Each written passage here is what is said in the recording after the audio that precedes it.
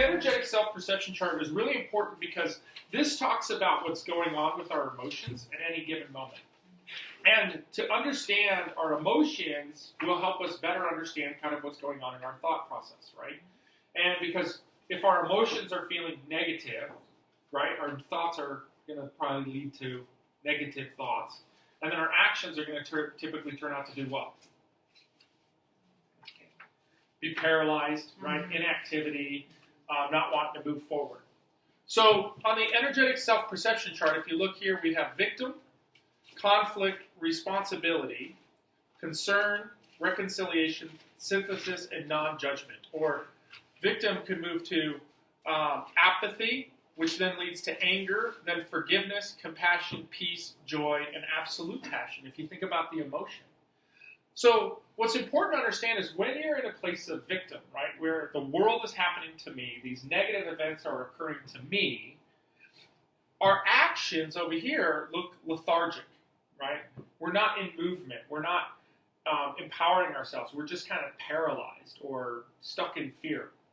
When we're in a shift to the place of anger, which is the level 2 on the energy self-perception chart, we can shift to defiance, right? I'm mad and I'm just not going to do it, right? Even if you know it's the right thing to do or it's the most appropriate action to take, we become stubborn and defiant.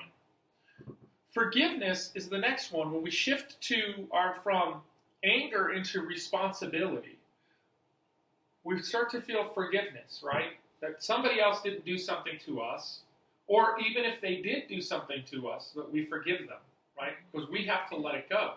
Because anger and resentment is kind of like drinking poison and hoping the other person dies, right? I'm going to kill you and I'm going to continue to drink this poison and make myself sick, yet forgiveness lets that go. And so we know we're in forgiveness when we're back into cooperation again. We're moving forward. And then after responsibility moves up to our feeling of compassion, which then leads to action of service, right? Which is kind of that when we talk about coming from abundance, right? We're in compassion and we want to give acts of service.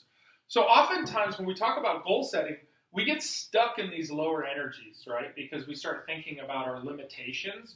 We start thinking about things that have occurred to us in the past. Maybe we've had setbacks, right? Where we've achieved a level of success and we've been set back.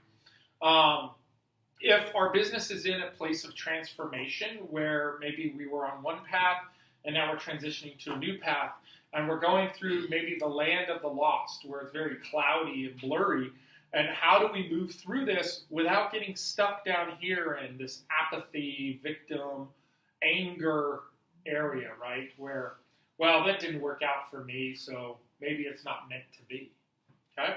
So it's important to understand this, that today we want to make sure that all of our actions today, we want to really keep an eye out on the way that we're thinking about things and where our energy is today.